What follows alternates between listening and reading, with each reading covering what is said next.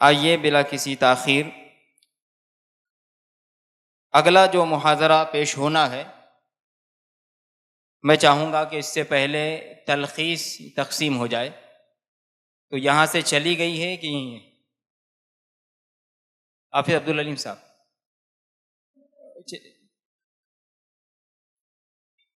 تلخیص نورانی قاعدے کی بھی تلخیص، یعنی اس کا خلاصہ یہ بھی آپ کو دیا جا رہا ہے، جس طرح سے تصحیح حروف سے متعلق جو خلاصہ آپ کے سامنے آیا، تاکہ بعد میں آپ اس کی مدد سے بھی جو کچھ کہا گیا ہے اس پر عمل کر سکتی ہیں۔ اب نورانی قاعدے کا یہ محاضرہ پیش ہونا ہے، چونکہ ہمارے ہر مکتب میں نورانی قاعدے کی تعلیم ہوتی ہے اور ہر بچہ اس سے گزر کر، ہر طالب علم و طالبہ اس سے گزر کر جاتی ہیں۔ اس کے لیے ضرورت اس بات کی تھی کہ اس کا بھی کچھ تعلیم کی تربیت ہو اور ہمارے سامنے طریقہ تعلیم پیش ہو۔ اس کے لیے مدرسہ دعوت الحق کے نگراں و ممتحن مولانا محمد عمیر نعمانی صاحب اپنا محاضرہ نورانی قاعدے سے متعلق پیش کریں گے۔ میں ان سے گزارش کروں گا کہ وہ اسٹیج پر تشریف لائیں۔ نورانی قاعدے کی تلخیص چلی گئی ہے،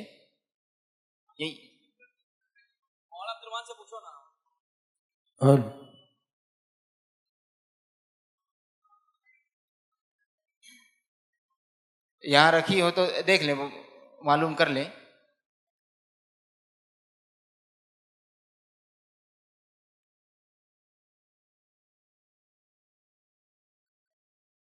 اور کچھ باتیں بھی جو آپ کی قیمتی لگے آپ نوٹ کرتی جائیں۔ وہ نوٹ بک اور پین آپ کو اسی لیے دی گئی ہے، یہ کام جلدی کر لیں، تلخیص کی تقسیم کا یہیں سے پہنچا دیں۔ رضاکار معلمات سے گزارش ہے وہ تلخیص اپنی تحویل میں لیں، جلدی سے ادھر حاصل کر لیں، یہاں سے آگے آ کر ذرا سا آگے بڑھ جائے اور یہ جلد از جلد تقسیم کر لیں۔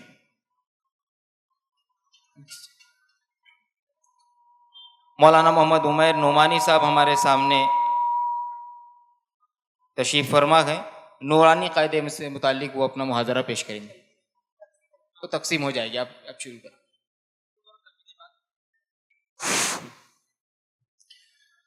بسم اللہ الرحمن الرحیم، نحمدہ ونصلی علی رسولہ الکریم، اما بعد۔ ماشاءاللہ مجھ سے پیشرو مقرر رفیق محترم جناب قاری شہزاد احمد کفلیتوی صاحب نے تمام تر تمہیدی باتیں آپ کے سامنے گوش گزار فرما دی ہیں۔ اب بلا کسی تاخیر کے میں نورانی قاعدہ تختی نمبر 2 مرکبات سے اپنا محاضرہ پیش کروں گا، توجہ چاہتا ہوں۔ بسم اللہ الرحمن الرحیم۔ نورانی قاعدہ پڑھانے سے پہلے چند باتیں مد نظر رکھنی چاہیے۔ اولاً تو یہ کہ نورانی قاعدے میں لکھی ہوئی تمام ہدایات کا معلمات اور معلمین دونوں اچھی طرح مطالعہ کریں، پھر ہر تختی اپنے نمبر، نام، تختی کے قاعدے کے ساتھ طلباء و طالبات کو زبانی یاد کرائیں۔ مثلاً تختی نمبر 2 مرکبات۔ مرکبات ملے ہوئے حرفوں کو مرکبات کہتے ہیں۔ اس طریقے سے نیز نورانی قاعدہ از اول تا آخر غلو یعنی مبالغے کے ساتھ پڑھایا جائے تاکہ طلباء کی تصحیح میں مزید نکھار پیدا ہو سکے۔ علاوہ ازیں یہ کہ روزانہ تعوذ اور تسمیہ کے ساتھ حروف کی ادائیگی کی مشق کرائی جائے، مخارج کا بیان ہر ایک سے فردن فردن یاد کرا کے سنا جائے۔ سب سے اہم بات نورانی قاعدہ پڑھانے میں ہمیں یہ یاد رکھنی چاہیے کہ نورانی قاعدے کو 4 مراحل سے گزار کر پڑھایا جائے۔ پہلا روانی، اس کی ترتیب میں آپ یہاں پر نوٹ فرما لیں، ترتیب تھوڑا خلط ملط ہو گئی ہے، آپ نمبرات کے اعتبار سے وہاں اندراج فرما لیں۔ پہلا روانی، دوسرا ادائیگی، تیسرا اجرا، چوتھا ہجے۔ اب جب ہم نورانی قاعدہ تختی نمبر 2 شروع کریں گے تو اس تختی میں طلباء کو ہر حرف کی اچھی طرح مخرج اور تصحیح حروف کی رعایت کے ساتھ مشق کرائی جائے اور حروف کی دیگر شکلوں کو سمجھا کر یاد کرایا جائے۔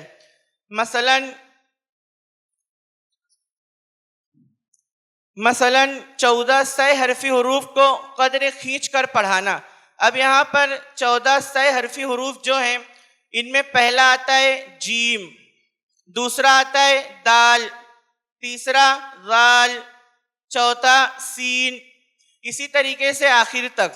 یہاں پر صحیح حرفی لکھنے سے مراد یہ ہے کہ یہ حرف جو لکھا گیا ہے یہ تو صرف اپنی شکل کے اعتبار سے لکھا گیا ہے، لیکن ہم کو اسے کس طرح سے پڑھنا ہے۔ مثال کے طور پر یہاں پر با لکھا گیا ہے، اب ہم با کو پڑھیں گے تو اس کے پڑھنے میں 2 حرف آ رہے ہیں، با اور الف، با۔ اسی طریقے سے الف، یہ الف کو جب ہم لکھیں گے تو الف، لام، فا، یہ 3 یہ صحیح حرفی ہو گیا۔ تو حروف تہجی میں کل 29 حروف ہیں۔ اب ان 29 حروف میں جتنے 14 صحیح حرفی حروف ہیں ان کو قدر کھینچ کر مشق کروائی جائے۔ اسی طریقے سے حروف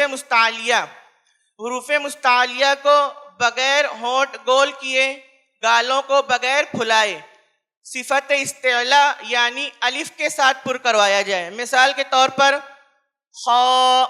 اب یہاں پر بچے اور بچیاں ایک غلطی کرتے ہیں کہ جب وہ حروف مستعلیہ پر کرتے ہیں تو خا تو پر کریں گے لیکن الف پر نہیں کریں گے۔ اب الف پر اور باریک کی کیا مقدار ہو یہ ہم کو لکھنے سے نہیں بلکہ سننے سے سمجھ میں آئے گی۔ مثلاً خا، خا تو پر ہو رہا ہے لیکن الف پر نہیں ہو رہا ہے، تو اب اس کی کس طریقے سے مشق کروائی جائے؟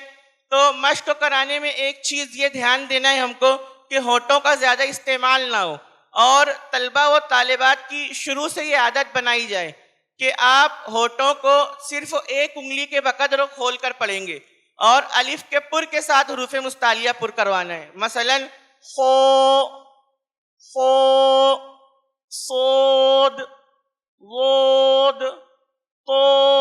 اب اس کے باریک میں کیا ہے تو طلبہ قو پر کریں گے لیکن الف پر نہیں کریں گے۔ مثلاً تا، وا، تو ہم کو الف کے ساتھ پر کروانا ہے، تو، وہ۔ اب تو اور وا میں بچے ایک قسم کی غلطی یہ کرتے ہیں کہ وہ گال پھلاتے ہیں، تو اس کیفیت سے بھی بچانا چاہیے۔ مثال کے طور پر فو، وہ، تو نہ ہونٹ گول ہوگا نہ گال پھولے گا بلکہ نرمی کے ساتھ، تو، وہ۔ اس طریقے سے آخر تک حروف مستعلیہ کی مشق کروائی جائے۔ اس کے بعد آگے 3 صحیح حرفی حروف جن میں صفت صفیر یعنی سیٹی کی آواز ہوتی ہے۔ مثال کے طور پر زا، سین اور صاد۔ اب بعض اساتذہ اور معلمات کی طرف سے یہ اشکال ہوتا ہے کہ طلبہ و طالبات سیٹی کی آواز صحیح ادا نہیں کر پاتے، تو ان کو سب سے پہلے تو یہ کہنا چاہیے کہ مخارج کی رعایت کے ساتھ ہم کو ہر حرف صحیح کروانا ہے۔ اب زا، سین، صاد کا مخرج ہے زبان کی نوک اور سامنے کے دانتوں کا سرا، تو طلبہ سے کہنا ہے کہ زبان وہاں پر لگائیں گے لیکن زبان باہر نہیں آئے گی۔ اس کے بعد ہوا باہر نہیں لانا ہے بلکہ ہوا منہ میں رکھ کر سیٹی کی آواز نکالنا ہے۔ مثال کے طور پر زا، سین، صاد، صاد، اس طریقے سے۔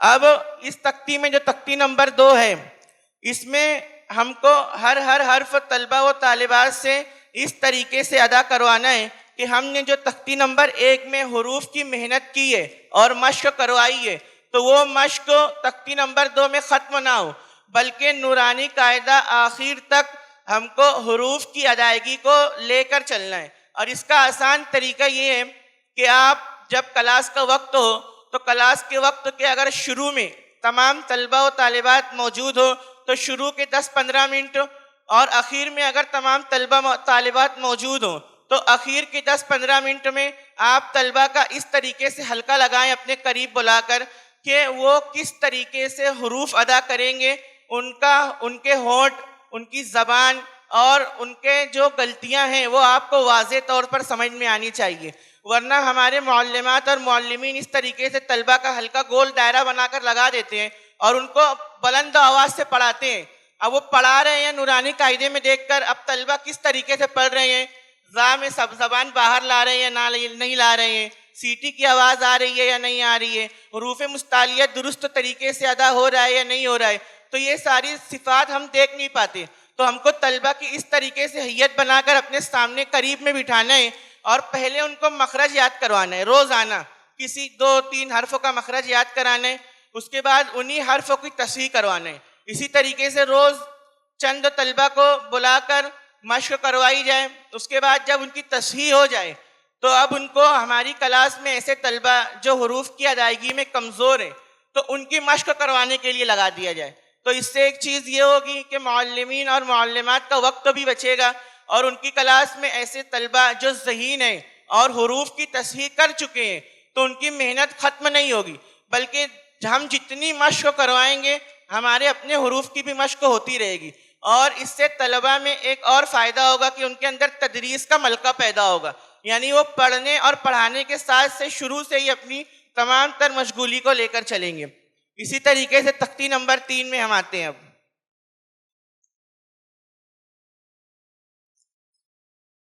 اس میں تختی نمبر 2 میں ایک چیز اور یاد رکھیں کہ جو حرف پر ہو ان کو پر، جو باریک ہو ان کو باریک ادا کروائیں۔ اسی طریقے سے نیچے حمزہ کی کچھ شکلیں دی ہوئی ہے، مثال کے طور پر یہاں حمزہ اپنی شکلوں میں لکھا ہوا ہے اور بقیہ شکلوں میں الف واو یا کے ساتھ لکھا ہوا ہے۔ تو یہاں پر طلبہ کو ہم کو یہ بات سمجھانی ہے کہ یہ جو حمزہ لکھا ہوا ہے شروع میں، یہ حمزہ اپنی اصلی شکلوں میں ہے، اس کے علاوہ حمزہ 3 شکلوں میں اور آتا ہے، مثلا حمزہ الف کی شکل میں، حمزہ واو کی شکل میں، حمزہ یا کی شکل میں۔ یہ الف واو یا کے اوپر حمزہ کی چھوٹی سی نشانی بنی ہوئی ہوتی ہے، اس پر ہم کو الف واو یا نہیں پڑھنا ہے بلکہ صرف حمزہ ہی پڑھا جائے گا۔ اب تختی نمبر 3 جب ہم شروع کریں گے تو تختی نمبر 3 شروع کرنے سے پہلے طلبہ کو تختی نمبر 3 کا نام یاد کرایا جائے۔ مثلا تختی نمبر 3 حرکات۔ اب حرکات کیا ہیں؟ زبر، زیر، پیش کو حرکات کہتے ہیں۔ حرکت کو جلدی پڑھیں، تھوڑا بھی نہ کھینچیں۔ اب یہ تختی یہاں پر شروع کرنے سے پہلے ایک کام اور کرایا جائے۔ اگر ہمارے مدرسے میں طلبہ احسن القواعد یا بغدادی قاعدہ جو بھی آپ کے یہاں پر پڑھاتے ہیں وہ پڑھنے کے بعد نورانی قاعدے میں آئے ہیں تو ان کو اعراب کی پہچان ہوگی۔ اگر اعراب کی پہچان نہیں ہے تو تختی نمبر 3 شروع کرنے سے پہلے ان کو اعراب کی پہچان یاد کروائی جائے۔ مثلا بورڈ کے اوپر یا بیاض کے اوپر کہیں بھی لکیر کے اوپر زبر، نیچے زیر، اوپر پیش بنا دیا جائے۔ اسی طریقے سے 2 زبر، 2 زیر، 2 پیش بنا دیا جائے۔ کھڑا زبر، کھڑی زیر، الٹا پیش، جزم، تشدید، چھوٹا مد اور بڑا مد بنا دیا جائے اور طلبہ کو ان اعراب کی پہچان کروائی جائے۔ اب جب طلبہ کو اعراب کی پہچان ہو جائے تو اس کے بعد تختی نمبر 3 شروع کی جائے۔ اب تختی نمبر 3 شروع کرنے کے بعد ایک چیز کا خیال رکھا جائے جو اوپر گزر چکی ہے کہ نورانی قاعدہ غلو کے ساتھ پڑھانا ہے، 4 مراحل سے گزار کر پڑھانا ہے: روانی، ادائیگی، اجرا، ہجے۔ اب جب طلبہ کو تختی نمبر 3 حرکات، اس کا اجرا وغیرہ پورا یاد ہو جائے، قاعدہ یاد ہو جائے، تو اب حرکات کی ادائیگی میں خصوصاً ایک چیز ملحوظ رکھیں گے کہ حرکات کی ادائیگی میں نہ جھٹکا ہو نہ مد کی کیفیت پیدا ہو، بلکہ ان دونوں کے درمیان میں ہم کو حرکات کی ادائیگی کروانا ہے۔ مثلا یہاں پر لکھا ہوا ہے حمزہ زبر آ، تو بعض طلبہ اس کو کس طرح سے ادا کرتے ہیں؟ ا، ب، ت، س۔ تو حرکات کو جلدی پڑھنے کا مطلب ہرگز یہ نہیں ہے کہ ان میں جھٹکا کروایا جائے، اور نہ ہی ان کو قدر کھینچ کر پڑھوانا ہے تاکہ ان میں مد کی صفت پیدا ہو، جیسے ا، ب، ت، س، بلکہ درمیانی صفت جیسے ا، ب، ت، س، اس طریقے سے۔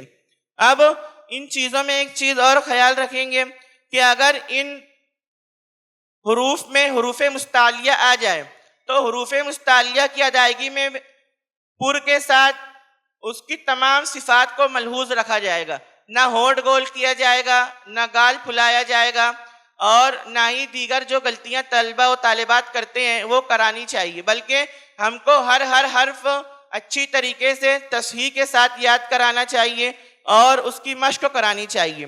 اب اس کی جو نیچے مشق دی ہوئی ہے، ان مشق میں ایک چیز میں دھیان رکھا جائے، جیسے پہلا لفظ لکھا ہوا ہے دووسا، اب طلبہ اس میں کیا کرتے ہیں کہ دووسا را میں ہونٹ گول کرتے ہیں اور سین کو صفائی سے ادا نہیں کرتے، جیسے دووسا، تو ہم کو را صحیح ادا کروانی ہے پر کے ساتھ اور سین میں صفائی ہو۔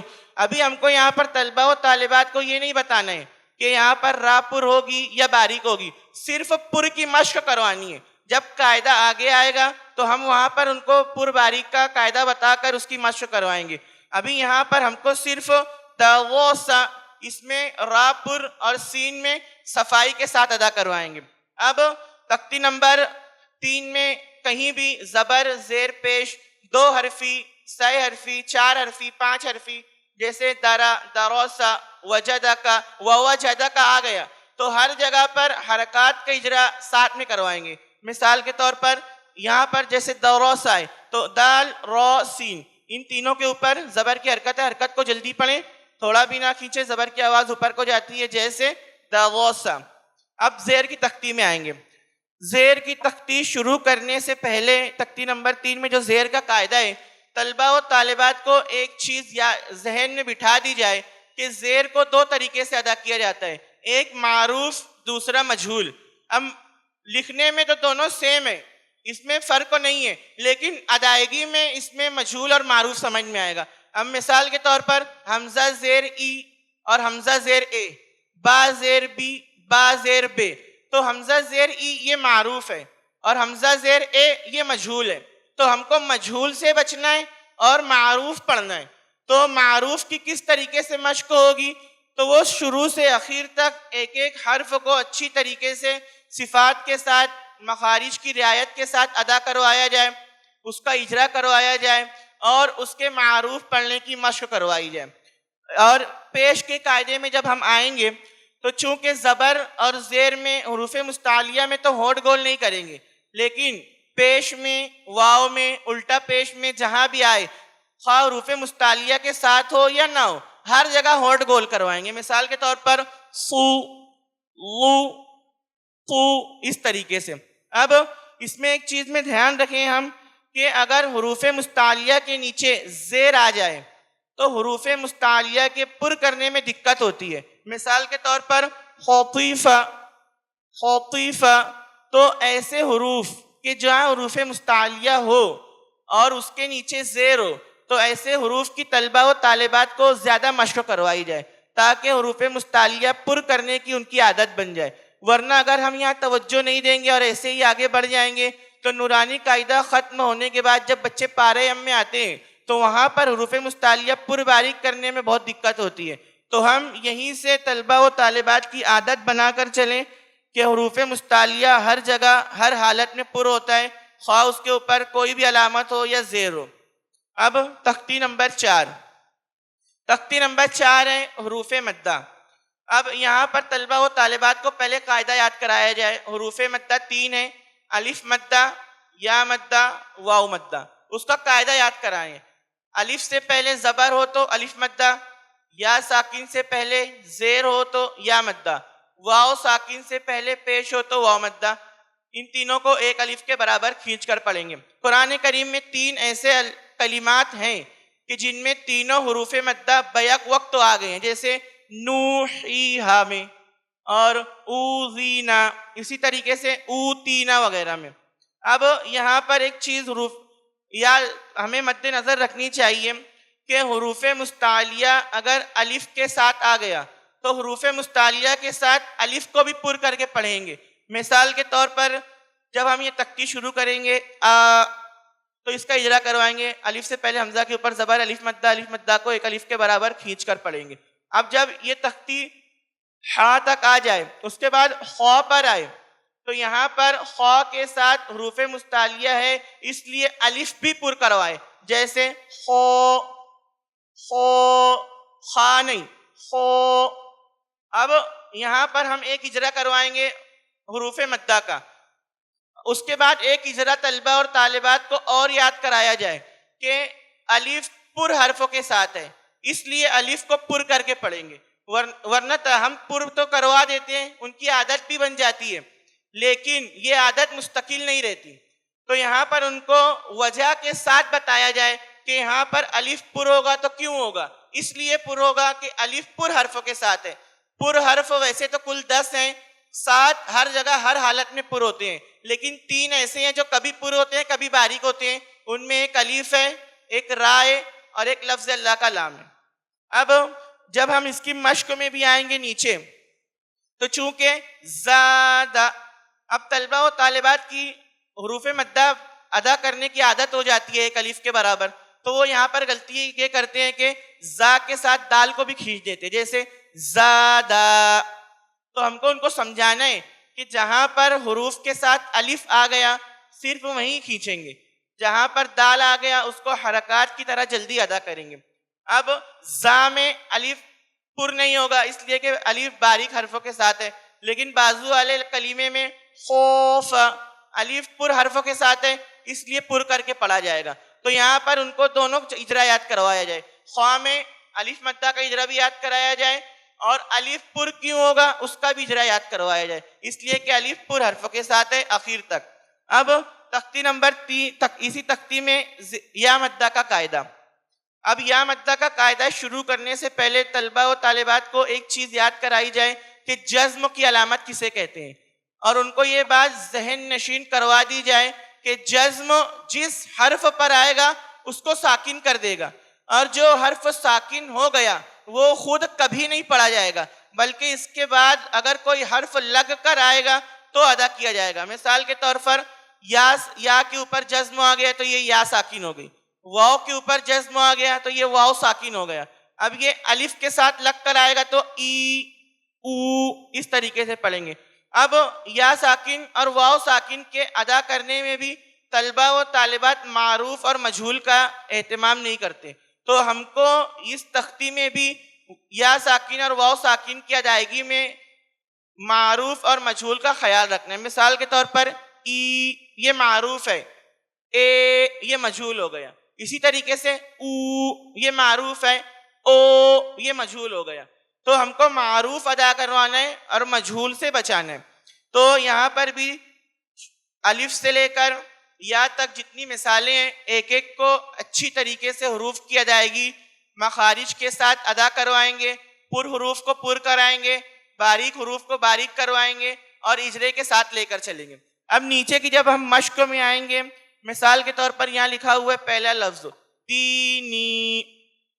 اب طلبہ و طالبات کی جب کھینچنے کی مشق ہو گئی تو وہ دی کو اتنا کھینچ دیں گے کہ ان کی سانس کم پڑے گی، تو وہ نی میں جب آئیں گے تو کم کھینچیں گے. مثال کے طور پر دینی، یا پھر دی کو زیادہ کم کھینچیں گے، نی کو زیادہ کھینچ دیں گے. تو ہماری ایک حد متعین ہو، چونکہ نورانی قاعدہ غلو کے ساتھ پڑھانا ہے، مبالغے کے ساتھ پڑھانا ہے، تو یا مدہ کو ایک الف سے زیادہ 1.5-2 الف کے برابر کھینچ کر پڑھوانا ہے. جب نورانی قاعدہ ختم ہو جائے گا اور پارہ ام شروع ہوگا تو طلبہ و طالبات کی یہ عادت خود بخود پارہ ام میں ختم ہو جاتی ہے. لیکن یہاں پر ہم کو توجہ دینا ہے کہ ہم جتنا دی کھینچوائیں گے اتنا ہی نی پر بھی کھینچنے کے لیے لگائیں گے، جیسے دینی، فیہی. آگے اور کلمات ہیں جیسے کتابی. اب تا کو اتنا نہ کھینچ دے کہ با والے لفظ میں طلبہ کی سانس کم پڑے، تو اس چیز کا خیال رکھتے ہوئے ہم کو شروع سے آخر تک پڑھانا ہے. اب آگے آئیں گے ہم کھڑے زبر کھڑی زیر الٹے پیش کی تختی میں. یہاں پر پہلے تو طلبہ و طالبات کو کھڑا زبر کھڑی زیر اور الٹا پیش یاد کروایا جائے. جب طلبہ کو یہ سمجھنے لگے کہ یہ کھڑا زبر کھڑی زیر الٹا پیش ہے تو اب ان کو قاعدہ یاد کروایا جائے کہ کھڑا زبر برابر ہے الف مدہ کے، کھڑے زبر کو ایک الف کے برابر کھینچ کر پڑھیں گے. کھڑی زیر برابر ہے یا مدہ کے، کھڑی زیر کو ایک الف کے برابر کھینچ کر پڑھیں گے. الٹا پیش برابر ہے واو مدہ کے، الٹا پیش کو ایک الف کے برابر کھینچ کر پڑھیں گے. اب اس کے اجرے میں ایک چیز کا دھیان رکھا جائے کہ طلبہ کی چونکہ حروف مدہ میں یہ عادت بن جاتی ہے کہ الف مدہ یا مدہ واو مدہ کو ایک الف کے برابر کھینچ کر پڑھیں گے. اسی لیے جب طلبہ کھڑی زیر کھڑا زبر الٹا پیش کی تختی میں آتے ہیں، مثال کے طور پر حمزہ کے اوپر کھڑا زبر ہے، کھڑا زبر برابر الف مدہ کے، تو ہم کو یہاں کہنا چاہیے کہ کھڑے زبر کو ایک الف کے برابر کھینچ کر پڑھیں گے. تو طلبہ پڑھتے ہیں کہ الف مدہ کو ایک الف کے برابر کھینچ کر پڑھیں گے. تو ان تمام باریکیوں پر توجہ رکھتے ہوئے ہم کو شروع سے آخر تک طلبہ کی مشق کروانی ہے، ان کو روانی، ادائیگی، اجرا، ہجے، سب تمام چیزیں لے کر چلنی ہے. اب کھڑے زبر کی تختی میں ایک چیز اور مد نظر رکھنی چاہیے، چونکہ کھڑا زبر برابر ہے الف مدہ کے، اس لیے کھڑا زبر اگر پر حرف کے ساتھ آئے گا تو کھڑے زبر کی مقدار کو بھی پر کر کے ادا کریں گے. جیسے خو، یہاں پر کھڑے زبر کی مقدار بھی پر ہوگی، اس لیے کہ کھڑا زبر برابر ہے الف مدہ کے. سو، وہ، تو، اس طریقے سے. اور اس کا اجرا بھی یاد کروا دیں طلبہ کو کہ کھڑا زبر پر حرف کے ساتھ ہے، اس لیے کھڑے زبر کو پر کر کے ادا کریں گے. آگے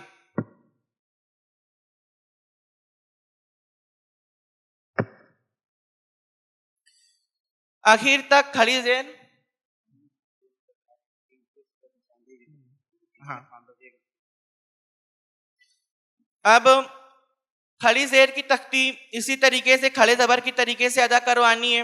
اور کھڑی اگر حروف مستعلیہ کھڑی زیر کے ساتھ ہے یا کھڑا، تو حروف مستعلیہ کو بھی پر کروانا ہے. اب الٹا پیش کی تختی میں عامتاً طلبہ و طالبات وو کی ادائیگی میں ایک قسم کی غلطی کرتے ہیں کہ وہاں پر حمزہ کی بو آتی ہے. مثال کے طور پر او، تو ہم کو ہونٹ اچھی طریقے سے گول کروا کر وو، واو الٹا پیش وو کی ادائیگی کروانی ہے. اور اس کی مثالوں میں بھی جیسے نیچے 3 مثالیں لکھی ہوئی ہیں: داوود، ماووریا، غوون. تو طلبہ و طالبات اس میں ایک قسم کی غلطی یہ کرتے ہیں کہ داؤد حمزہ کی صفت کے ساتھ واو کو ادا کرتے ہیں. تو اس تختی میں خیال رکھا جائے کہ واو تو ہونٹ گول ہوگا ہی، لیکن الٹا پیش ہونے کی وجہ سے دوہرا ہونٹ گول کروائیں گے، جیسے وو، او اور وو دونوں میں فرق ہے. تو یہ چیز مد نظر رکھتے ہوئے چلیں. اب تختی نمبر 5، حروف لین. حروف لین 2 ہیں: یائے لین، واوے لین، یا واوے لین، یائے لین. اب یہاں پر طلبہ و طالبات ایک قسم کی یہ غلطی کرتے ہیں کہ یائے لین کو یا مدہ سے اور واوے لین کو واو مدہ سے بدل کر ادا کرتے ہیں. اور اجرے میں بھی اس قسم کی غلطی کا احتمال ہوتا ہے، اس لیے کہ واو ساکن سے پہلے زبر اور پیش کا فرق ہوئے، اسی طریقے سے یا ساکن سے پہلے زیر اور زبر کا فرق ہوئے. تو ہم کو طلبہ اور طالبات کو یہ بات اچھی طریقے سے ذہن نشین کروا دینی چاہیے کہ واوے لین اور یائے لین کب ہوتا ہے. واو ساکن سے پہلے زبر ہو تو واوے لین، یائے ساکن سے پہلے زبر ہو تو یائے لین. ان دونوں کو نرم آواز کے ساتھ جلدی سے معروف ادا کریں گے. اب اس میں بھی معروف اور مجہول کی پہچان کروائی جائے، جیسے حمزہ واو زبر او، یہ معروف ہے، او یہ مجہول ہے، ای یہ معروف ہے، اے یہ مجہول ہے. تو اس چیز کا خیال رکھتے ہوئے ہم کو شروع سے اخیر تک طلبہ و طالبات کی مشق کروانی ہے. حروف مستعلیہ را اچھی طریقے سے پر کروانا ہے. اب اس کی تختی میں ایک چیز دیکھ لیں، جیسے اوفی، اس کا اجرا کس طریقے سے کریں گے؟ حمزہ واو ساکن سے پہلے زبر ہے، اس لیے واوے لین کو نرم آواز کے ساتھ جلدی سے معروف پڑھیں گے، جیسے او فی. فا کے نیچے زیر کی حرکت کو معروف پڑھیں، مجہول آواز سے بچے جلدی پڑھیں، تھوڑا بھی نہ کھینچے، زیر کی آواز نیچے کو جاتی ہے، جیسے او فی. اسی طریقے سے اخیر تک. اب جب ہم تختی نمبر 1 سے 5 تک بالکل اچھی طریقے سے طلبہ و طالبات کو پڑھا کر آئیں گے، مخارج کی رعایت کے ساتھ حروف کی ادائیگی کرائیں گے، تو تختی نمبر 6 ان تمام چیزوں کی مشق کے لیے. یہاں پر چونکہ مخلوط مشق لکھی ہوئی ہے تختی نمبر 3 سے لے کر 5 تک، تو یہاں پر عامتاً معلمین اور معلمات ایک غلطی یہ کرتے ہیں کہ طلبہ و طالبات کو سرسری پڑھا کر آگے بڑھ جاتے ہیں. ہم کو یہاں پر ایک ایک لفظ اچھی طریقے سے ادائیگی کے ساتھ، مخارج کی صفات کے ساتھ ادا کروانے کے ساتھ اجرا بھی کروانا ہے تاکہ طلبہ کی مشق ہو جائے۔ اب اس میں ایک جو مثال لکھی ہوئی ہے معاربو میں، اس میں اکثر طلبہ اور طالبات یہ غلطی کرتے ہیں کہ حمزہ کو صفائی سے ادا نہیں کرتے یا پھر حمزہ سرے سے حذف کر دیتے ہیں، جیسے معاربو اگر حمزہ ادا کریں گے تو را پر کر دیں گے، جیسے معاوبو۔ تو اس کی ادائیگی میں اچھی طریقے سے توجہ دی جائے کہ طلبہ اس کی ادائیگی اچھی سے درستگی کے ساتھ، جیسے معاربو معاربو اس طریقے سے ادا کریں۔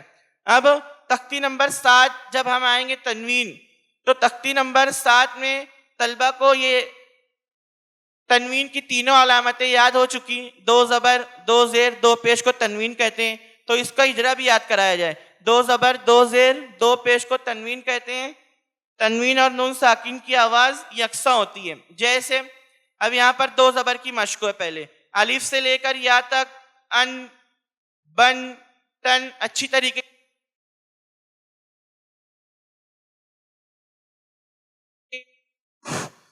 طریقے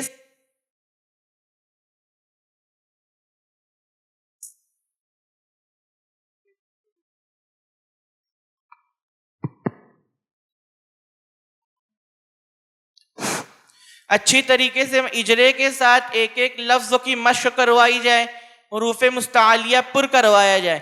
اور اس تختی میں ایک چیز کا دھیان دیں کہ طلبہ و طالبات تنوین و نون ساکن کی ادائیگی میں کلکلہ نہ کرے، جیسے ان ان ان بن بن بن، بلکہ ان کو یہ بات سمجھائیں کہ جہاں پر زبان لگ رہی ہے زبان وہاں سے ہٹائے بغیر آواز بند کر دے، جیسے ان ان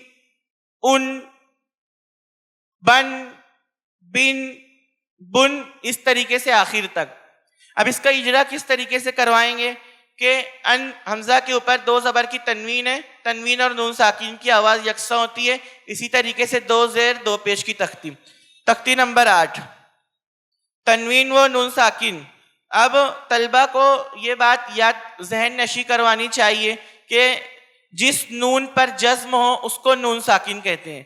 تنوین اور نون ساکن کی آواز یکساں ایک جیسی ہوتی ہے، جیسے تا 2 زبر تن تا نون زبر تن۔ اب اس کے ہجے میں ایک بات کا خیال رکھیں کہ ان بن تن میں الف لکھنے میں تو آتا ہے لیکن پڑھا نہیں جاتا، تو جو لفظ لکھنے میں آ رہا ہے پڑھا نہیں جاتا تو اس کی ہجے میں بھی ہم اس کو نہیں لیں گے۔ مثال کے طور پر تن تا 2 زبر تن، تین تا 2 زیر 3۔ اب جن ہم پڑھا تو رہے ہیں جن، لیکن اکثر ہجے اس طریقے سے کرواتے ہیں جیم الف 2 زبر جن، بن با الف 2 زبر بن، تو یہ ہجے کا طریقہ درست نہیں ہے، بلکہ جو لفظ لکھا جا رہا ہے پڑھا نہیں جا رہا ہے تو ہجے میں بھی اس کو نہیں پڑھا جائے گا، اس بات کا خیال رکھا جائے۔ اور اس تختی میں بھی طلبہ و طالبات کو نون ساکن کے کلکلے سے بچایا جائے اور نون ساکن کا اجرا یاد کرایا جائے، جیسے تن۔ اب یہ 2 زبر کی تنوین کا اجرا تو بچے پیچھے یاد کر کے آئے، ان کو یاد ہے، یہاں پر تا نون زبر تن کا اجرا یاد کروایا جائے، جیسے نون کے اوپر جزم ہے، جزم والے حرفوں کو پیچھے والے حرفوں سے ملا کر پڑھیں گے، اس کا یہ اصل اجرا ہے لیکن ہمیں ابھی یہ تختی آئی نہیں ہے، تو اب اس کا اجرا کس طریقے سے کرانا ہے، تو جس نون پر جزم ہو اس کو نون ساکن کہتے ہیں، تنوین اور نون ساکن کی آواز یکساں ایک جیسی ہوتی ہے، جیسے تن، اس طریقے سے آخر تک۔ اب تختی نمبر 9 تختی نمبر 9 اظہار۔ اب یہ تنوین و نون ساکن کا قاعدہ نمبر 1 ہے۔ طلبہ کو یہ تختی شروع کرنے سے پہلے اچھی طریقے سے قواعد یاد کرا دیے جائیں کہ تنوین و نون ساکن کے کل 4 قواعد ہیں، اظہار، اخفا، اقلاب، ادغام۔ اس میں سے یہ قاعدہ نمبر 1 ہے، تو تنوین و نون ساکن کے بعد حروف حلقی کے 6 حرفوں میں سے کوئی حرف آئے تو اظہار حلقی ہوگا، تنوین و نون ساکن کی آواز کو بغیر گنہ کے صاف ظاہر کر کے پڑھیں گے۔ اب اس کو اظہار کرنے کا مطلب کیا ہے، تو اس کو اظہار اس لیے کہتے ہیں کہ کہ اس میں تنوین اور نون ساکن کی آواز کو ظاہر کر کے پڑھا جاتا ہے. مثال کے طور پر طیرن ابابیل، اب یہاں پر نہ اخفا ہو رہا ہے، نہ ادغام ہو رہا ہے، نہ گنہ ہو رہا ہے، بلکہ تنوین اور نون ساکن کی آواز صاف ظاہر ہو رہی ہے، اس لیے اس تختی کا نام اظہار رکھا گیا ہے. اب چونکہ حروف حلقی 6 ہیں تو ان کو حروف حلقی کیوں کہا جاتا ہے؟ تو چونکہ یہ حروف حلق سے زیادہ ہوتے ہیں اس لیے ان کو حروف حلقی کہتے ہیں. اب حلق کے 3 حصے ہیں.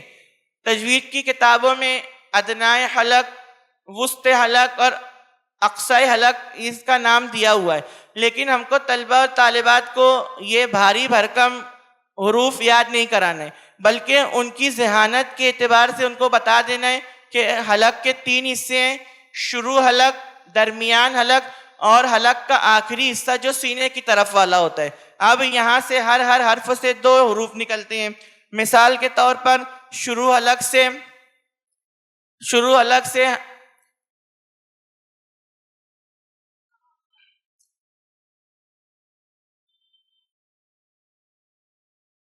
یہاں پر شروع حلق سے عین حا ادا ہوتا ہے، شروع حلق سے غین خا ادا ہوتا ہے، درمیان حلق سے غین خا ادا ہوتا ہے، اور حلق کے آخری یعنی سینے کی طرف والے حصے سے حمزہ اور ہا ادا ہوتا ہے. اب یہاں پر جب ہم تختی شروع کریں گے تو تختی میں قاعدہ یاد کروانے کے بعد طلبہ و طالبات کی مثالوں میں ایک چیز کا یہ خیال رکھا جائے کہ تنوین و نون ساکن کے اظہار میں طلبہ قلقلہ کرتے ہیں، جیسے طیرن ابابیل، لمن خشیہ. تو ہم کو اس بات پر توجہ دینی ہے چونکہ ہم طلبہ و طالبات کی تختی نمبر 7 اور 8 میں مشق کروا کے آئے ہیں کہ یہاں پر قلقلہ کس طریقے سے نہیں کیا جائے گا. تو یہاں پر طلبہ و طالبات کی ادائیگی میں ہم کو اس بات کا خیال رکھنا ہے کہ طلبہ تنوین و نون ساکن کی ادائیگی میں قلقلہ نہ کریں اور اس کا اجرا اچھی طریقے سے یاد کروایا جائے. اب تختی نمبر 10 اخفا. اخفا کا مطلب ہوتا ہے چھپانا، اور یہ تنوین و نون ساکن کا قاعدہ نمبر 2 ہے.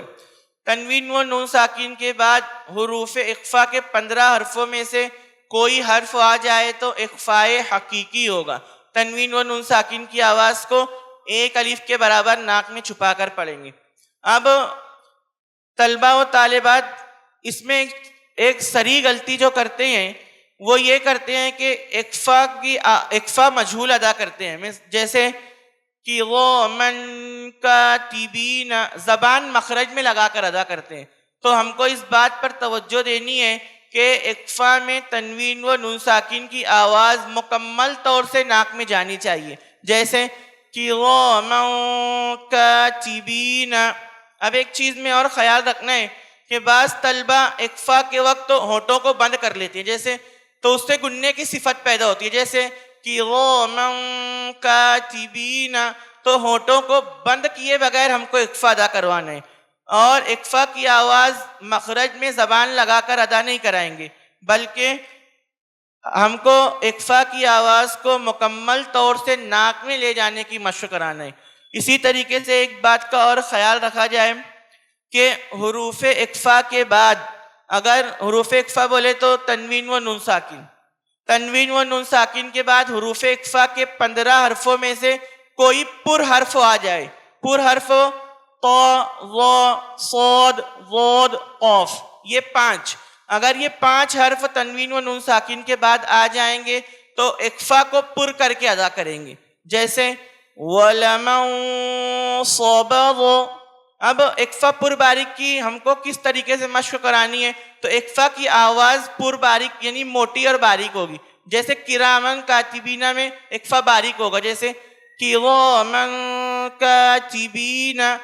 تو اگر نون ساکن اور تنوین کے بعد پر حرف آ گیا تو اخفا کی آواز موٹی کروا دیں گے، جیسے وَلَمَن صَبَرَ مَن طَغَىٰ، اس طریقے سے.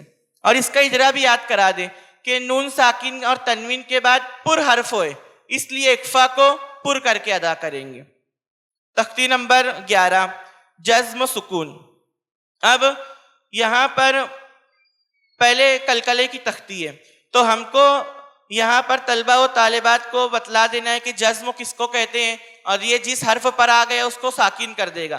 اب حروف قلقلہ 5 ہیں، قوف، قو، با، جیم، دال۔ ہم کو اگر حروف قلقلہ میں کوئی حرف پر آ گیا تو پر کے ساتھ، باریک آ گیا تو باریک کے ساتھ ہی ادائیگی کروانی ہے۔ اور اس میں ایک چیز کا خیال رکھیں گے ہم کہ قلقلے کے وقت اتنی شدت نہ پیدا کر دی جائے کہ قلقلے میں تشدید کی صفت آ جائے۔ مثال کے طور پر اب، اب، اب۔ ہم کو قلقلے کی تختی بالکل دھیان اور توجہ کے ساتھ طلبہ کو پڑھانی ہے، اس لیے کہ طلبہ و طالبات اگر اس تختی میں نہیں سمجھتے تو وہ اکثر جگہ غیر قلقلہ والے حروف میں بھی قلقلہ کرتے ہیں۔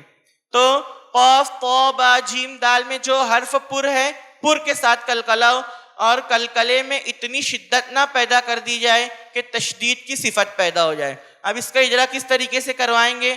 اب حمزہ با ساکن کا قلقلہ ہوگا، اس لیے کہ با ساکن حروف قلقلہ کے 5 حرفوں میں سے شروع سے آخر تک جس حرف میں قلقلہ ہے اس میں قلقلہ کا اجرا ہو، جس حرف میں قلقلہ نہیں ہے وہاں پر جزم کا اجرا کروائیں گے، لیکن اس تختی میں ہم قلقلہ نہیں کا اجرا کروائیں گے، اس لیے کہ طلبہ و طالبات کے ذہن میں بیٹھ جائے کہ جو 5 حرف اوپر لکھے ہیں یہ قلقلے والے ہیں، اس لیے قلقلہ ہو رہا ہے۔ اب یہاں پر جیسے امتحان میں پہلا لفظ ہے بس، تو با سین ساکن کا قلقلہ نہ ہوگا، اس لیے کہ سین ساکن حروف قلقلہ کے 5 حرفوں میں سے نہیں ہے۔ اسی طریقے سے آخر تک۔ اب تختی نمبر 12 مشق و سکون۔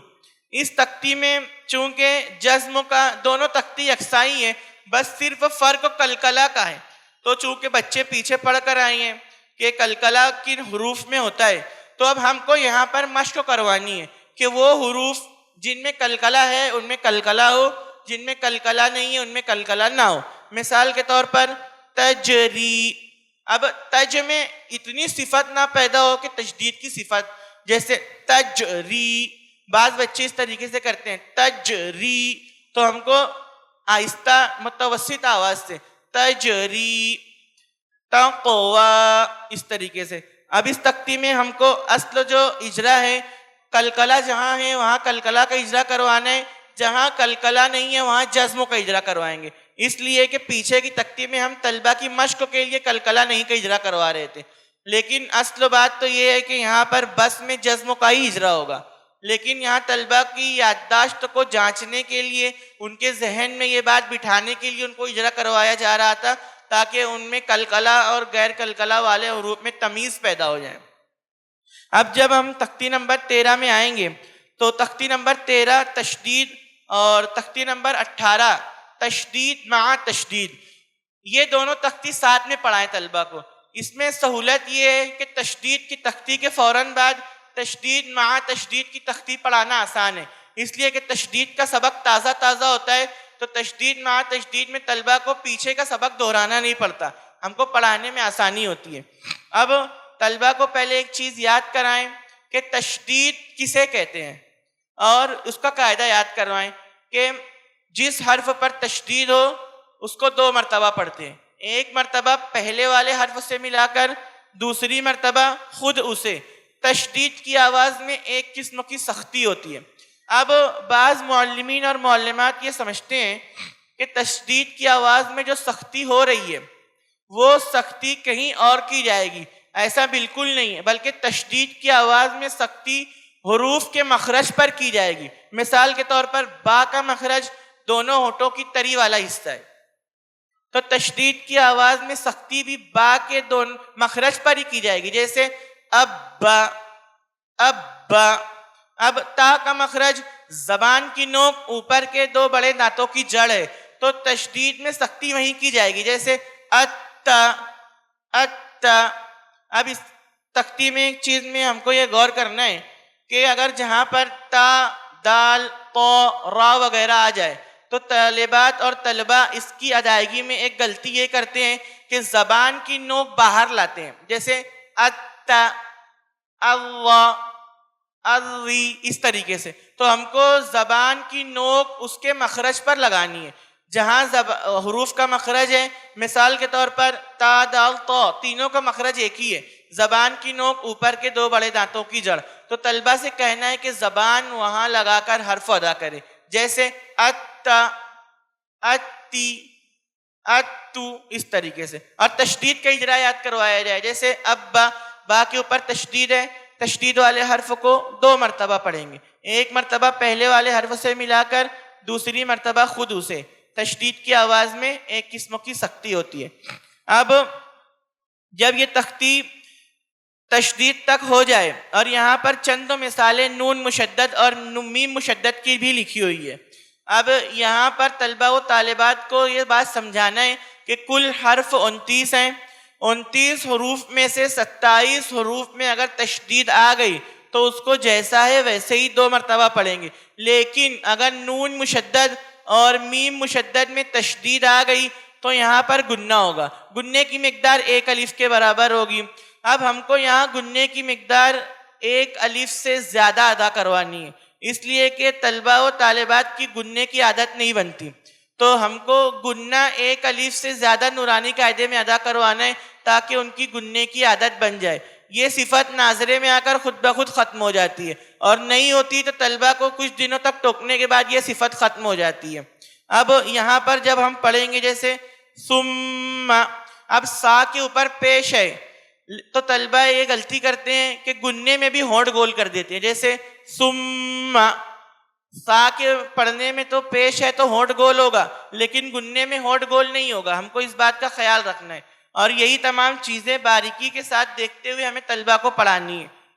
اب اس کا اجرا ہم یاد کرائیں گے. ثم، میم کے اوپر تشدید ہے، میم مشدد کا گنہ ہوگا. نون کے اوپر تشدید ہے، نون مشدد کا گنہ ہوگا. ناک میں تھوڑی دیر آواز روکنا گنہ کہلاتا ہے، گننے کی مقدار 1 الف کے برابر ہے. آگے تختی نمبر 14 را کے قاعدے. اب یہاں پر ہم کو تختی نمبر 14 شروع کرنے سے پہلے را کے قواعد یاد کرانا ہے، پھر ان کی مثالوں پر آنا ہے. مثال کے طور پر رائے متحرکہ، یعنی ایسی را جس کے اوپر کوئی حرکت ہو، تو رائے متحرکہ کے اوپر زبر یا پیش، 2 زبر یا 2 پیش ہو تو رائے متحرکہ کو پر کر کے پڑھیں گے. رائے متحرکہ کے نیچے زیر یا 2 زیر ہو تو رائے متحرکہ کو باریک کر کے پڑھیں گے. اسی طریقے سے رائے ساکن سے پہلے زبر یا پیش ہو تو رائے ساکن پر ہوگی، رائے ساکن سے پہلے زیر ہو تو رائے ساکنہ باریک ہوگی. رائے ساکن ما قبل ساکن زبر یا پیش ہو تو رائے ساکن پر ہوگی، رائے ساکن ما قبل ساکن زیر ہو تو رائے ساکن باریک ہوگی. اسی طریقے سے رائے ساکن سے پہلے زیر عارضی ہو تو رائے ساکن پر ہوگی.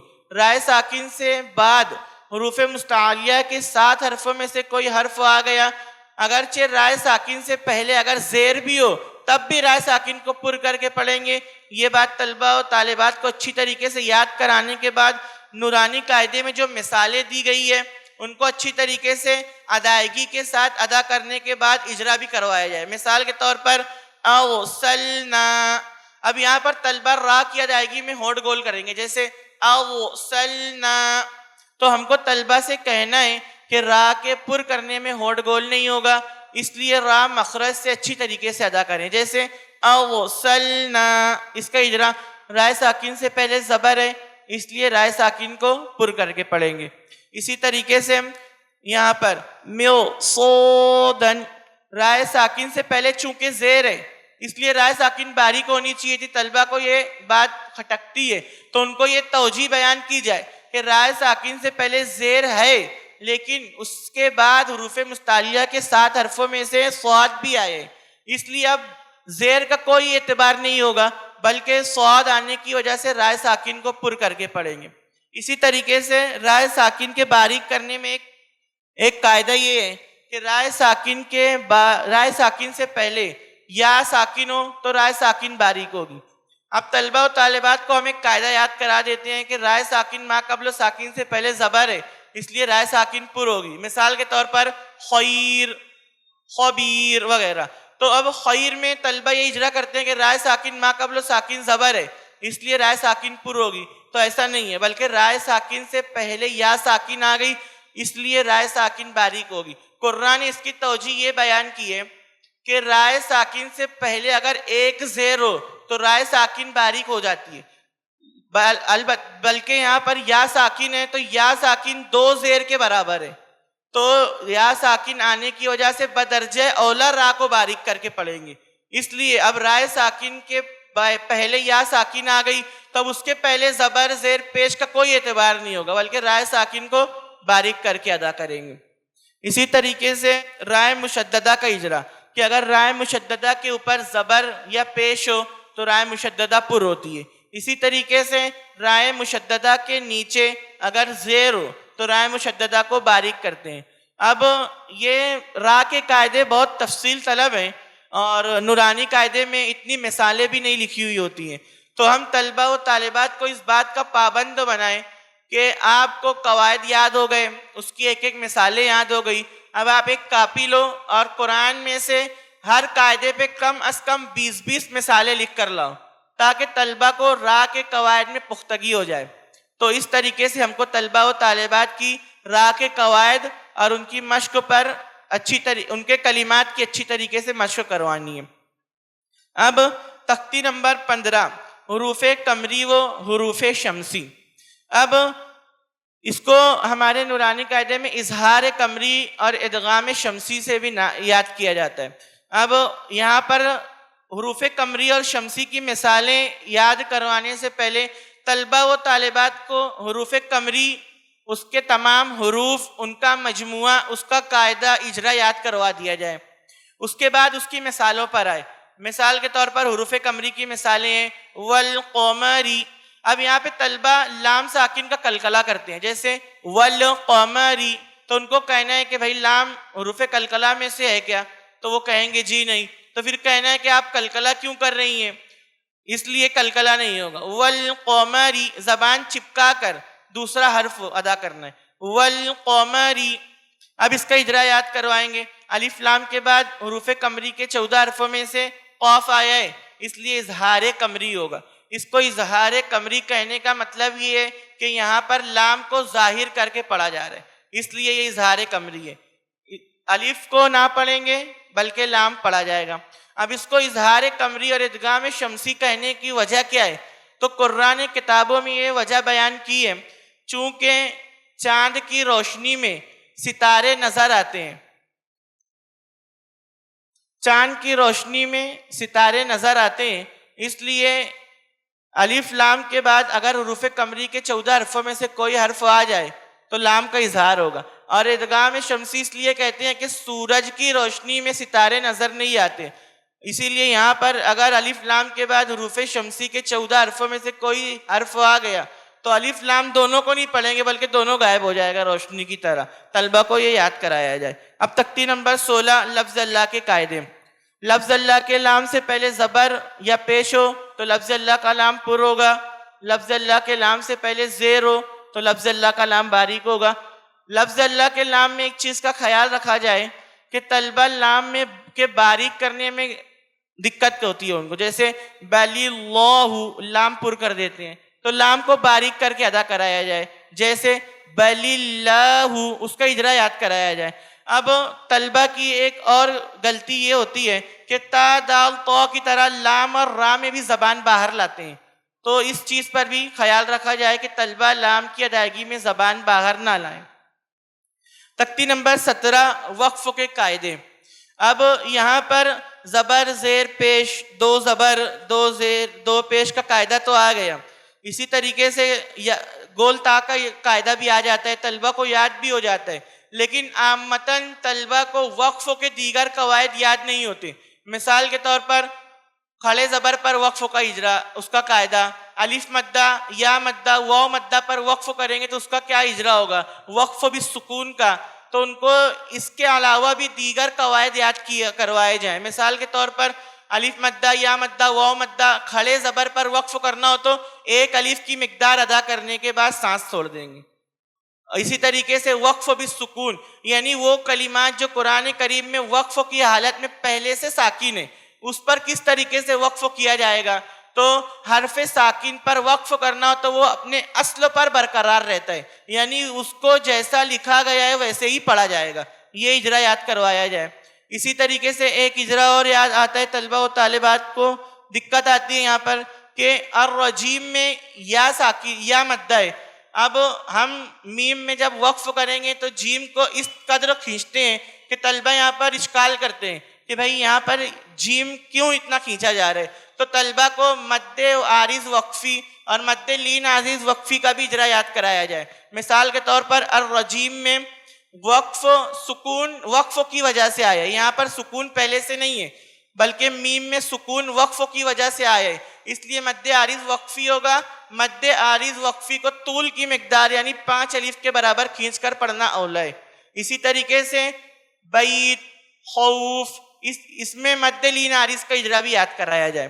اب تختی نمبر 19 مد کے قاعدے، تو یہاں طلبہ و طالبات کو پہلے مد کا قاعدہ یاد کرایا جائے کہ حرف مد کے بعد حمزہ اسی کلمے میں ہو تو مد متصل ہوگا، دوسرے کلمے میں ہو تو مد منفصل ہوگا، ان دونوں کو 2، 2.5 یا 4 الف کے برابر کھینچ کر پڑھیں گے۔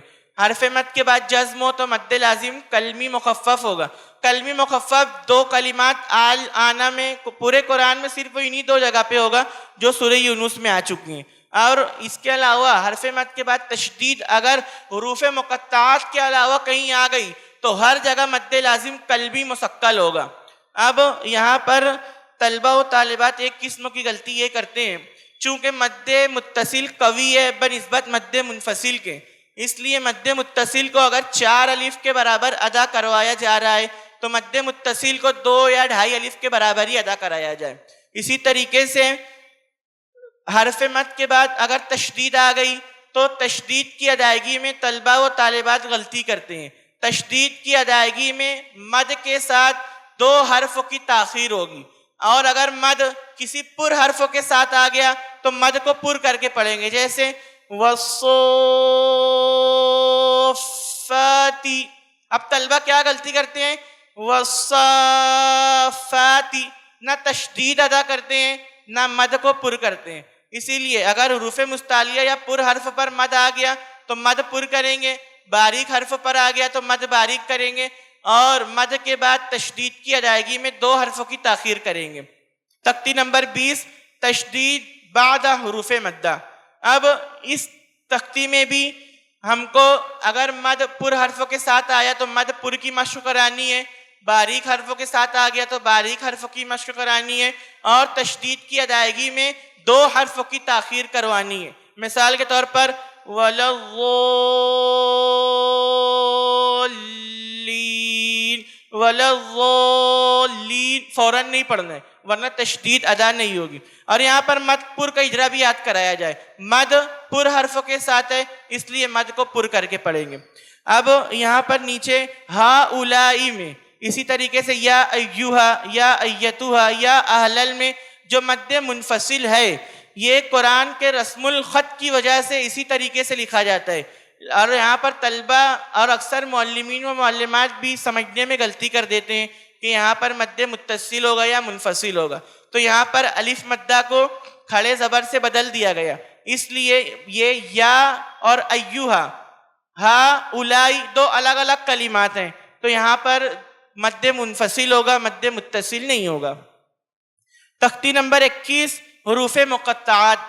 اس تختی میں طلبہ و طالبات کو اچھی طریقے سے مشق کرائی جائے اور اجرا یاد کرایا جائے۔ اب یہاں پر لام میں ہم جتنا مد ادا کرائیں گے میم میں بھی اتنا ہی مد ادا کروائیں، اگر لام میں 5 الف کے برابر تو میم میں بھی 5 الف ہو، لام میں 3 الف کے برابر تو میم میں بھی 3 الف کے برابر ہو۔ اب عامتاً غلطی اس میں کرتے طلبہ و طالبات کاف ہا یا عین صاد اور عین سین کاف میں، یہاں پر مد اور اکفا دونوں کی مقدار کو خلط ملط کر دیتے ہیں۔ مثال کے طور پر کاف ہا یا عین صاد، اس طریقے سے، تو ہم کو یہاں پر مد اور اکفا دونوں کی مقدار الگ الگ ادا کرانی ہے، جیسے کاف ہا یا عین صاد، اسی طریقے سے عین سین قاف، مد اکفا کی الگ الگ مقدار ادا ہو، اور یہاں پر مد لین لازم کا اجرا یاد کروائیں گے، اس لیے کہ عین میں حرف لین کے بعد جزم ہوئے، تو یہاں پر مد لین لازم حرفی مخفف ہوگا، اس مد کو 3 یا 5 الف کے برابر کھینچ کر پڑھیں گے۔ حروف مقطعات میں ایک چیز میں اور خیال رکھا جائے کہ اگر حروف مقطعات میں ہمیشہ مد لازم حرفی مخفف اور حرفی مثقل ہی ہوگا، اس لیے کہ اس کو حرفوں کی طرح ادا کیا جاتا ہے، الف لام میم، الف لام را وغیرہ۔ تختی نمبر 22 میم ساکن کے قاعدے۔ اس تختی میں ہم کو طلبہ و طالبات کو میم ساکن کے اظہار شفوی میں کلکلے سے بچانا ہے، جیسے ہم فیہا، اور اسی طریقے سے لم یلبسو، طلبہ کلکلے کے ساتھ ادا کرتے ہیں، تو ان میں کلکلہ نہ ہو، اس بات کی خصوصی توجہ دی جائے، اور ادغام شفوی اور اخفاء شفوی میں گنہ اچھی طریقے سے ادا کرانا ہے۔ آگے تختی نمبر 23 اقلاب۔ اقلاب کا معنی ہوتا ہے بدلنا، اور دل کو قلب بھی اس لیے ہی کہا جاتا ہے کہ اس کی ہر وقت حالت بدلتے رہتی ہے۔ اب یہاں پر ایک سوال ذہن میں آتا ہے کہ تنوین و نون ساکن کے بعد با آ گیا تو تنوین و نون ساکن کی آواز کو میم سے ہی کیوں بدلیں گے؟ تو چونکہ با اور میم کا مخرج ایک ہی ہے، دونوں ہونٹوں کی خشکی اور تری میں صرف فرق ہو ہے، اس لیے تنوین و نون ساکن کے بعد با آنے میں تنوین و نون ساکن کی آواز کو میم سے بدلنا آسان ہے، اس کے علاوہ کوئی دوسرا حرف ہوتا تو اس میں مشکل ہوتی، اس لیے تنوین و نون ساکن کے بعد با آنے کی وجہ سے تنوین و نون ساکن کی آواز کو میم سے بدلا جا رہا ہے۔ اب اس کے گننے میں اچھی طریقے سے گننا کرایا جائے اور اس کا اجرا یاد کروایا جائے۔ آگے تختی نمبر 24 ادغام یرملون۔ اب ادغام میں بھی 2 قسمیں ہیں، ادغام بلا گنہ، ادغام مع الگنہ۔ ادغام بلا گنہ بولے تو ادغام تام، ادغام مع الگنہ یعنی ادغام ناقص۔ اب حروف یرملون کل 6 ہیں، یا را میم لام واو نون، ان میں سے 2 حرف لام را اگر تنوین و نون ساکن کے بعد آ گیا تو ادغام تام ہوگا، تنوین و نون ساکن کی آواز کو بعد والے حرف سے ملا کر بغیر گنہ کے پڑھیں گے، جیسے محمد رسول اللہ، اس کا اجرا یاد کرائیں گے، تنوین کے بعد را آیا ہے اس لیے ادغام تام ہوگا، تنوین کی آواز کو بعد والے حرف سے ملا کر بغیر گنہ کے پڑھیں گے، اسی طریقے سے لام بھی۔ اب حروف یرملون میں جب حروف یومن کی مشق شروع ہوگی مثالوں کی،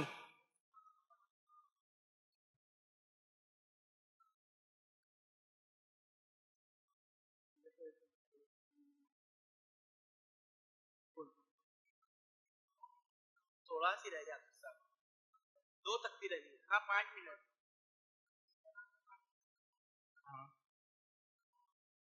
اس حروف یومن کی اس تختی میں ایک چیز کا خیال رکھا جائے کہ طلبہ و طالبات گننے کی آواز کو حلق میں لے کر جاتی ہے، جیسے ایوتا، اسی طریقے سے الہ واحدہ، تو ہم کو گنہ ناک میں اچھی طریقے سے ادا کروانا ہے، جیسے ایوتا الہ واحدہ وغیرہ۔ وقت تو چونکہ بہت زیادہ ہو گیا ہے، آگے کی 1-2 تختی رہ گئی ہے، یہ انشاءاللہ کسی اور موقع سے بتلا دی جائے گی۔ ابھی اس کے بعد جن صاحب کا محاضرہ ہے وہ پیش کریں گے۔ السلام علیکم۔ ماشاء اللہ، جزاک اللہ احسن الجزا۔ یہ تھے مولانا محمد عمیر نعمانی صاحب۔